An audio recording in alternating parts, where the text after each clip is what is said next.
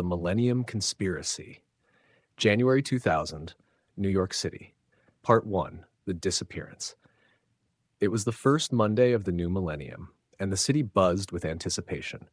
As the world watched the dawn of the 21st century, Alexander Graves, a renowned cybersecurity expert, was busy at his office in Manhattan preparing for a high-profile project to safeguard data against potential Y2K failures. At exactly 10 a.m., Alexander received an urgent message on his secure line. A highly classified file was missing from a top-secret government database. The file, codenamed Echelon, contains sensitive information about covert operations and national security. The implications of its loss were catastrophic. Alexander immediately alerted his team and launched a thorough investigation. The security system showed no signs of a breach, and the file had simply vanished. His gut told him that this was more than just a technical glitch, it was a deliberate act of sabotage.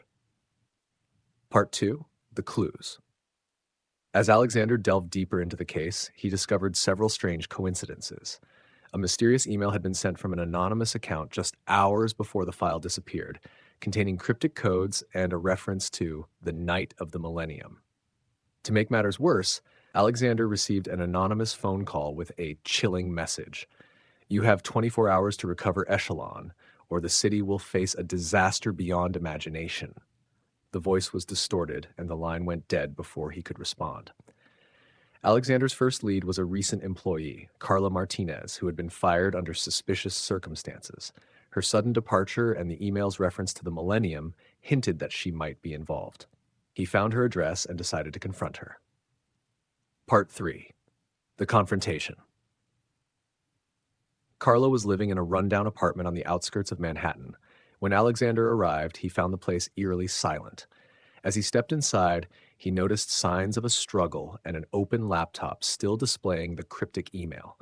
Before he could investigate further, Carla burst through the door, visibly shaken. She revealed that she had been blackmailed by an unknown group, forced to help them steal the file. They threatened her family and promised dire consequences if she didn't comply. With Carla's help, Alexander discovered a hidden message in the email that led him to a remote location in Central Park. The message hinted at a rendezvous point where the file was supposed to be exchanged. Part 4. The Showdown. As the sun set, Alexander and Carla arrived at the rendezvous point, a secluded area of Central Park shrouded in darkness. They carefully approached the meeting spot, only to find themselves ambushed by masked figures. A tense standoff ensued, with the masked figures demanding the return of the file. Just as the situation seemed dire, a team of federal agents, led by Agent Michael Ross, arrived on the scene. Agent Ross had been investigating the same conspiracy and had tracked Alexander's movements. In the chaos that followed, the federal agents managed to apprehend the masked figures, who turned out to be rogue operatives, planning to use the stolen file to manipulate global markets and incite chaos. The file was recovered, and the operation to safeguard it was back on track. Part 5. The Aftermath. With the crisis averted, Alexander and Carla were hailed as heroes. The government's classified information remained secure, and the city was spared from disaster. Carla was granted protection for her cooperation, and Alexander resumed his work with renewed determination.